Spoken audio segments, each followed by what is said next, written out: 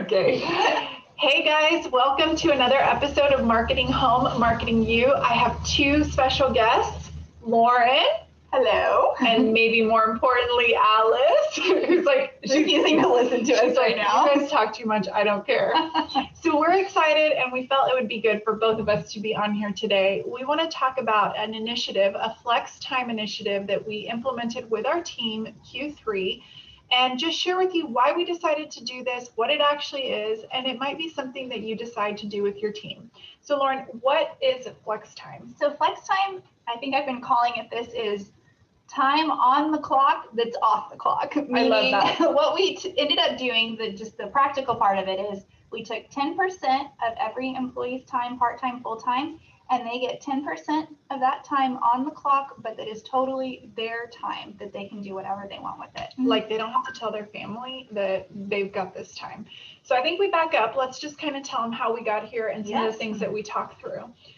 I, as typical, so let me tell you a little secret about me and Lauren's relationship. Here it goes. I listen to every single thing that I can possibly get my hands on. So I'm like a podcast book junkie. So I listen to a podcast and then I'm like, Lauren, I've got to explain this to you and we've got to do this. And she's like, rolls her eyes. Barbara's Digest. Basically, it must be exhausting having me as your friend. That's why I can't listen to hardly anything else. I'm all maxed out. Okay, so I listened to this podcast and it's basically, I'll put the link in the notes so you guys can check it out. But these two ladies review books and this book just appealed. It was Do Nothing. And I think the lady's name is Celeste Headlee, if I'm right, but I'll make sure that it's right in the comments. And the book is all about how we are a society of overworkers. We kind of make being busy like the cool thing, like, oh, I'm so busy.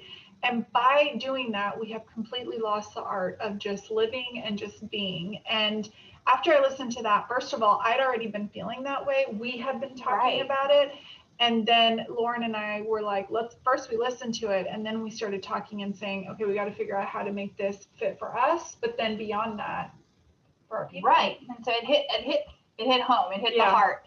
And I think it just really discusses, I don't know if you want to get into like the human need for doing nothing, that our brain cannot, there was, I think one fact she said, it's more than 4 to 5 hours a day is all that our brain can do on focused, detailed work. And when you put that in perspective, you're like, wow, what are we trying to do? We're trying to be productive 24/7. 12. And now that, she mentions your phone is your pocket computer. And even when you're not working, you're working. And that we're basically brainwashed into this thought of productivity. And that's why so many of us are experiencing burnout. So the part that hit me was that she was saying that all of these gadgets that have been invented since the days of our grandmothers and great grandmothers, if you totaled everything, so you think about like, say your dishwasher, your microwave, every little gadget, your vacuum that is supposed to save you time, is supposed to save you 25 hours a week if our grandmothers had that. You think about them like line drying their clothes, hand washing certain things, all that good stuff. And she said, but what have we done? Do any of us feel like we got these 25 hours? No, we've like filled it back up. I'm napping. Are you? Are you eating bonbons? I'm eating bonbons and taking naps for 20 hours a week. Thanks to all my new appliances. So when she said that, she was like, we just keep getting more efficient, but we keep filling that bucket of efficiency. And 40-hour work weeks, those are like the norm. Like you're almost lazy if you're not working 40 plus hours. And even she talked about how women fought so hard to get into the workforce, but really a lot not realizing that not only were they taking on work, now they were going to have a second job because they still had all the things to do at home. I mean, do you feel that way sometimes? Well, right, because I think what struck, especially for that, is that there's this, and you hear it a lot, you need time for self-care, you need quiet time, you need do nothing time. It's like, yeah. Okay, what's the reality there? Especially if you're a parent. You leave work where you've had all this external and you come home and there's more external and you want that to be quality time, but it's like short sometimes of locking yourself in your closet, I've talked to Lauren many times in the closet. 10 minutes of quiet time can be hard on a lot of, for most people. Mm-hmm. So the book actually digs into how we got here as a society and then ways that you can basically build do nothing into your day. And they're beautiful things. And when you think about them, a lot of them were things that you probably did as a child, like going out in nature. I mean, we talked about this, like while being very different, both of us loved nature. Yeah. I mean, I was outside with my animals. Lauren was also like, I used to love it. I'd climb up on my roof and, watch the sky, watch clouds. It was just, we don't do those type of things anymore. And I think it's sad. Mm-hmm. And I think that was when she said some of those things, there was this like weird like longing, like, yeah, I miss that. But now if I do get the odd moment of that, then the guilt comes with it, that self-talk of like, well, you're being lazy. So I won't give too much away, because I definitely think you guys should either listen to the podcast or read the book, or both. What that did is it triggered in us like, yes, life has gotten so crazy busy, and we are a company that has really worked hard to be efficient, but we stopped to ask ourselves, are we being efficient for the sake of then adding more things back, or are we being efficient so that we can take that extra time and really do the things that we really love and that are super important long term to us? And that conversation really immediately then led after to what was the next? How do we get into this? How do we make this possible for our team members? I mean, hearing that 4 to 5 hours is all the human brain is capable of for detailed focused work. It doesn't mean people can't work 8 hours, but are we doing that right? Are we taking the right amount of breaks? And are we allowing our brains, like she mentioned it, like a sports injury, it has to heal. So our brains need the rest time to be really productive. Well, it talked even about the earth, how there's like times of harvest, and then there's times that the earth basically goes into hibernation, like I need to recoup. And so it was talking about, instead of these prolonged periods of rest, how do you incorporate that in your days, your weeks, your months? So what we came to, and this was a little scary, is we said, how can we give our team, like Lauren said, time that is allotted for work, but becomes free time, not time that they have to tell anybody about, time that if they want to go on an extra long walk, if they want to go, we already encourage, like, go for a walk in the middle of the day, take breaks. This was a whole nother level. So we came to, what could we afford? Well, we said, let's start with 10% of a person's weekly hours. If they're full-time, 4 hours. If they're part-time, maybe it's 2 hours. We said people can use it different. They can either use it spaced out, like every day a longer lunch, or come in a little bit later. Again, scheduling issues, and we figured that out. Or they could accumulate it, and let's say they wanted to take a full day off every couple of weeks, then it was time that they could do however they wanted. And so we kind of crunched the numbers and said, we will run this as strictly an experiment for Q3. If we can do it, if it works, then we'll continue to do it. And so that's where we started. Yes, and I think while it was like, okay, are we crazy to do it? And then we're like, no, this is exactly, we want it for ourselves. We want it for our team. And I think it took off the pressure when people say, find that hour. It's like, well, I can't take it out of work because I can't lose that pay. There's all those things. And well, we literally have this thing. I'm sorry. That's okay. So no, go ahead. We literally have like the single moms that there is no 1 hour. Like if they're getting up an hour extra early, they're probably getting up at 3 a.m, which is just not even normal. Right. So like, that's where we just thought we have to build it into something that they've already, I guess, allotted for. Right, because that time's already dedicated. They don't need a sitter. They don't need to explain to anybody, like you said, where they are. They get to take this time and not worry about it affecting their pay, but it's just time for their brain. So good. So we thought it was a great idea. We want to let you guys hear from Amber, who is over our operations and our team, and then we want you guys to hear how a few of our team members have really appreciated this, and then we'll jump back on and let you know a few of the things that we kind of gathered from this experiment now that we're a little bit in. Okay, guys, so as promised, we have Amber Adair with us today, and she is our Director of Operations. Amber, welcome. Hello, everyone. I'm so happy to have you because, as Lauren and I were talking about this, I know that you've actually been the one that has rolled this out and implemented it with our team. So I'm really anxious to talk through and also just to share with everyone that listens some of the impact that this has had on a team and how maybe potentially people can do this at their communities or at their companies. So when Lauren and I first shared the idea for Flex Time, what was your initial thought? Oh, complete speechlessness. And I'm sure awkward silence on your part. And I think at one point, Lauren even finally had to say something because I was just processing.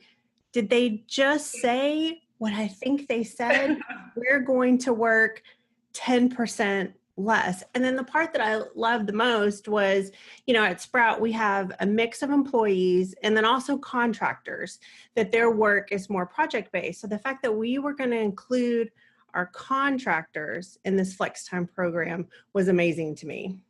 I know that's one thing we talked about, and it was, we've over the years really kind of changed the way we view our contractors and our part-timers. Being a company, we're always like, everybody is pulling their own load in a different way, but they're not any less valuable. So we've really tried to extend those benefits. So how did the team respond when they heard the idea? Well, we have a monthly team kickoff meeting, which is where we launched the idea to everyone. And you saw a mix of reactions and some faces of puzzlement, which is what I'm sure my face looked like. So, but overall, just like so ecstatic, you could just see the enthusiasm. So then this might seem like a weird question, but did anybody have a hard time kind of like latching on to the idea? Because we have a team of people that like, they go above and beyond without, I know it sounds like it, but really they're like the kind that do the extra work without being told. Yes, it's so true. We did have to follow up with some one-on-one conversations to be like, yes, this means what you think that it means. But overall, what really helped the team grasp onto the idea was once they started thinking of it as me time, then it was like, oh, how am I going to use this extra me time that I haven't been having in my life? I think that's so cool because that's exactly how we originally talked about it. It's like, yes, it's flex time, but it isn't meant to be replaced with more work or more, this is time that is unaccounted for in a sense that you can use however you want. So I love that it was like a rollout at the top, but then in the one-on-ones, it was talked about. And I know you guys have your weekly team meeting, so that was really cool too. So for somebody that's thinking like, okay, this all sounds great, but like, how do you actually make sure all the work gets done and everything? How did you guys manage it logistically? Well, of course, we started with a spreadsheet, and for like our customer service team. Of course, we started with a spreadsheet. Yes, of course, we started with a spreadsheet. There has to be a spreadsheet involved. So for our customer service team, the way that they wanted to approach flex time was at the beginning of the month, they just kind of add in when they would like to take their flex time. Some chose to take the same time, the same day of every week. Others like to save it up and take a full day off during the month. Our design team, they approached it a little bit differently. They decided on consistent days and times each week for every designer, and they created a schedule that way. I think that works really well in the sense of, when we originally talked about it, could they save it up? It really was about like, hey, let's make this time really work for the team. And we could see that there was going to be those, like you said, that every week would want to be able to account for it. And then others that would want to save it for like an extra project that they wanted to do or something else. So I love knowing that there's kind of everybody used it differently. So one of the big questions that we had, and is why we said this is an experiment, it's a trial. We've really approached that methodology in 2020 is everything is an experiment. We wanted to see like, could we as a team all work 10% less, but it not impact our clients? Like we did not want them to feel impacted, our fulfillment or even our customer service or anything like that. What do you think? Did it suffer negatively? No, in fact, just the opposite, because like you mentioned, those were the two things that we kept as our focus. The members, they could not feel this at all. And we also didn't want the flex time to cause undue stress on another team member. So we were very intentional in our scheduling. Like to give you an example, Friday afternoons for us tends to be a little all hands on deck because we're trying to get out as much of our designs as possible so our members have them for the weekend. For our design team, Monday mornings is a little bit more all hands on deck because they're wanting to give priority for the request that came in over the weekend. So we just kind of kept looking at those things and just made sure that as a team we were covered, helping one another out, but also that our members were very well taken care of. Okay, that's cool. I love that example.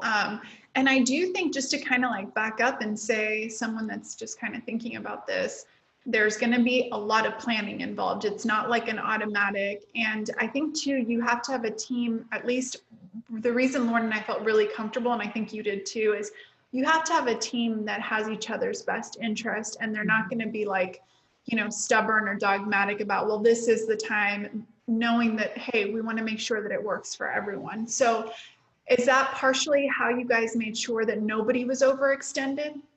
Yes. And, this past year in particular, we have been very intentional as a team in our training. Everybody has a buddy. They know that if they're either the workload is excessively heavier, they know who their partner in crime essentially is. So that's something we kind of took into consideration with the scheduling. We looked at what members were cross-trained, who could help out where when someone was on flex time. And because the team was immediately seeing the benefits of it, they were all so willing to move things around to help one another out. Yeah, I love that, Amber, because, when you talk about that, it's like with some of those things, there could have been some potential like hiccups, and there could have been some issues going on. But the fact that, some of the legwork that you guys have worked on with the training, and I think that's a piece that anybody could take from it, is knowing even on your team, like who's your counterpart, because there's that power and partnership. And it's like Lauren and I have that for each other. And I know that you guys all have that, like your counterpart. So that, I love that that was part of the thinking process in the planning as well. So what are some of the benefits? Let's talk about those that you've seen with the team. Barbara, the one benefit that I really wasn't expecting was how introducing flex time essentially brought us closer together as a team, because everyone was valuing the time that they were getting for themselves. It motivated them to do whatever they could to help someone else. So I would love it. I would love seeing how everyone would work together to support each other. In our team chat, when someone drops in a note, they're like, hey, I'm leaving early for my flex time. It is the holy grail. There is none of this, oh, wait, I just had one more thing I needed to ask you, or what about this? It is, see you later. Have a great time. Can't wait to talk to you tomorrow. I know. I love looking in the Slack. Everybody's like, bye, have fun. And it's like, and we kind of joked around, but we did encourage the team, like, hey, you don't have to tell your family members that you're getting some free time. So like, if you literally want to go hide in your closet, you can, like, do what you got to do during your 10% of your time. So. Oh yeah. One of our team members, she confessed that she used some of her flex time, closed the office door, dimmed the lights, put on her diffuser. Everyone else in the household thought she was still working, but we knew the real truth. I love it. I love it. It's like permission to recharge. And that was exactly what we wanted. So would you recommend this to another organization? I mean, specifically, we work with very corporate organizations. So this is not a traditional thing. Would you recommend it? It does sound like this impossible dream. And I had those same thoughts. Once the excitement kind of sinks in, then it's like, ooh, how are we going to do this to where, our members aren't affected, the team members aren't overly taxed? But, it's like anything else, any worthwhile goal with good planning, preparation, and teamwork. Not only is it possible, but the rewards are so worth it. We've seen our team using their flex time for their own personal development, different interests that they haven't had time to pursue, or other responsibilities that they have in their life that might have been financially taxing to take off time from work for. There's been an increase in positivity, like mental clarity when someone starts the day. And for sure, flex time does not remove the stresses and the burdens our individual team members have. Life is life, and it is still there. However, it's become a tool in coping with life in each and every one of them. And then I've also seen this increase in appreciation for Sprout and for our team leadership. And when your team knows without a doubt that you care for them as a person individually, it shows in their work. I feel like our designs are better than ever. Our customer service has taken the things that they're doing to an entirely new level. And I attribute a lot of that to the time that they're getting away and using this flex time program. I love to hear that. So I think that, just to kind of reiterate and unpack a little bit, an organization that maybe right now is feeling like, okay, my teams have lost motivation, my teams are burnt out, because I hear that a lot, we're losing people, they're not motivated, that, really think about kind of how you could incorporate giving them a little bit of space. Because I know in Lauren and I's conversation, it was like, if we as the leadership team are feeling it, our employees are people too. There is no doubt. And many of them have even more pressing personal circumstances. You'll hear from some of them and how this has helped them. But the reality is, if you're looking at it strictly from a business standpoint, we have felt those benefits as well. We have seen an increase in what we're doing. And so I think you highlighted, if you don't want to do it for the altruistic, reasons, you can do it just because people come back recharged and they're a little bit more motivated. So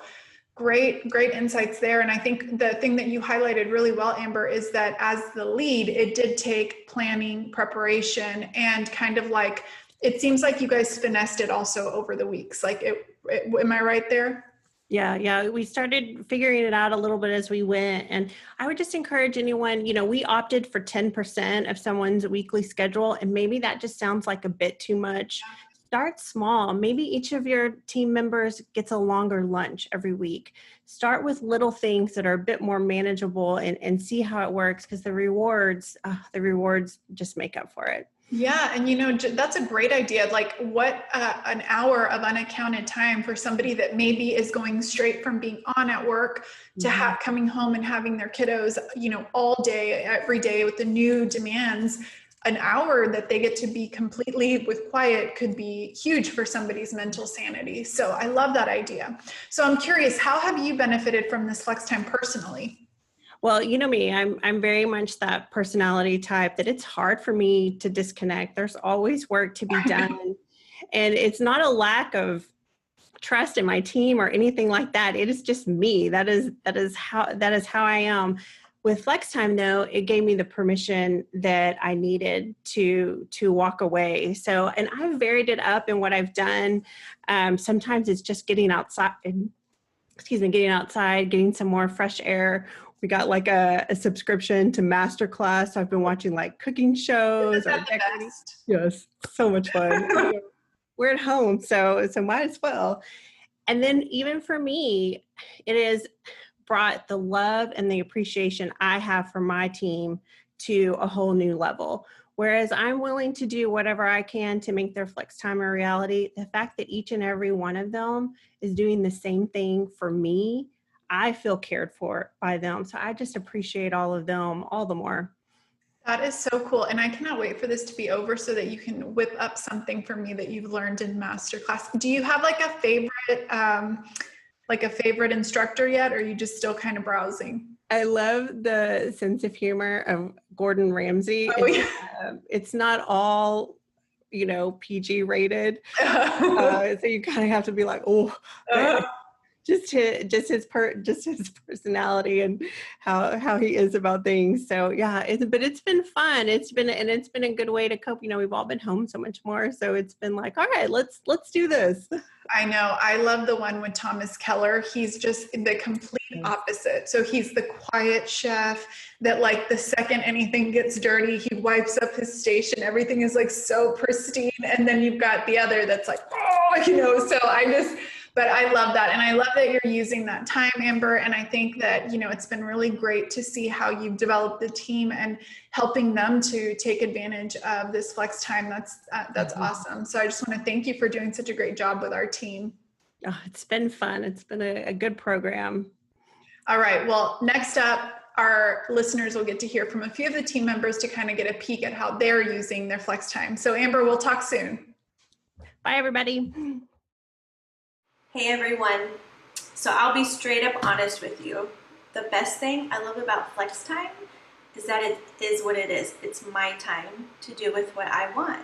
I don't know about you guys, but for me, it's hard to say no, especially to family and friends. They know what my schedule is. And so when I have flex time, I don't feel that pressure to have to then tell them I'll be done sooner, or maybe I'm off for the afternoon, because really I can do with what I want with that time. And maybe that's just go for a walk by myself so that I can relax, or read a book, maybe take a virtual class. Simple things that just allow me the freedom to do something for myself. And so that's what's so great about flex time. So thank you, Barbara and Lauren. I love my flex time. As a working parent, taking days off early or long lunches for appointments can be a source of anxiety sometimes. Work stays in the back of your mind, especially if you're worrying if you may fall behind. Flex time has helped to remove this stress and allows me to be my best self and be fully focused on my activities. Another benefit is its impact on my mental health. Being able to schedule a time to take a step back, clear your mind, or stretch and move helps to ease tension and allows me to regain my focus and come back with better efficiency. I'm incredibly grateful for the benefits that flex time has provided and how it's helped me to grow into a better professional and mother. As a mom-to-be and a full-time student, I love that I'm able to take advantage of having flex time and being able to use that time and not worried about losing hours at the same time.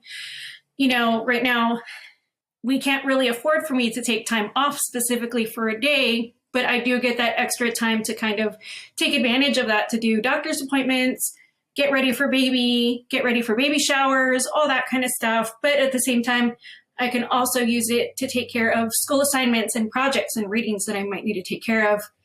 It's really such a great opportunity that I'm so glad that we were given, because a lot of part-time workers don't always get the same treatment as full-time workers do. So it's just really such a great benefit, especially after baby comes. I love flex time because it's just that break you need midweek, beginning of the week, whenever you decide to take it. For me, I take it midweek, and it's that time that I need to either rest or be productive, whatever is needed for that given week. And flex time gives me that space to do it. So when I do come back to work the next day, I have a better, more positive energy to bring to the team. I feel like it's helped me be a more positive mom and wife and family member. And it's allowed me opportunities to focus my energies on things that make me happy. And right now we're in this, crazy, unprecedented times. But if you can find that pocket of time for yourself, like flex time allows me to do, it's so helpful just to have that needed mental break and come back with a more positive energy and outlook. That was nice to watch. Yes, it makes us very, very happy to see all those. So what's interesting is you guys might be wondering from a business perspective, that was definitely a concern. 10%. Are people going to become less productive, overstressed? What have we seen? Absolutely. I think more productivity. More productivity. Our error rates have gone down. Our response time has gone up. I think people are just, you see the teamwork. We're in Slack all the time. Yeah. So you just see people talking, and it's like was mentioned, like every team member's like, okay, let's cover for them. They've got their, flex time right now. You see it on the calendar come up every day, who's taking their flex time when. And it's just, as a company, it feels good to know that we are all helping each other to get the space and the time. Exactly. Barbara said it really well, but I thought that was the most beautiful thing, is that it felt like, oh man, this is going to be so complicated figuring out everybody's dates. And I was like, no, everybody worked together. It's amazing to see everybody coming to each other's sides to help out. But you know what, friend, I was just thinking, like, when you said that, we do that for each other, like legitimately. It's like, if I'm having a bad week, Lauren's like, what can I take off your plate? And I do the same thing for her. And I think, like, without getting emotional, that was what was, I know, I'm getting old and emotional, guys, I can't help it.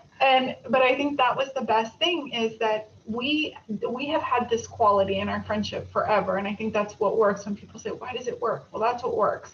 To see that quality in our team members and them doing that for each other, that makes us feel like a company that we are proud to have worked together to build. So if you're thinking about it, how do you approach this? This might be a conversation that if you're part of the corporate team, you might look at it and say, could this be a company perk? And you might have to start way smaller. It might be literally 5%, 2%, something tiny. But that might be a conversation that says, retaining employees, could it be just expanding and giving them that space?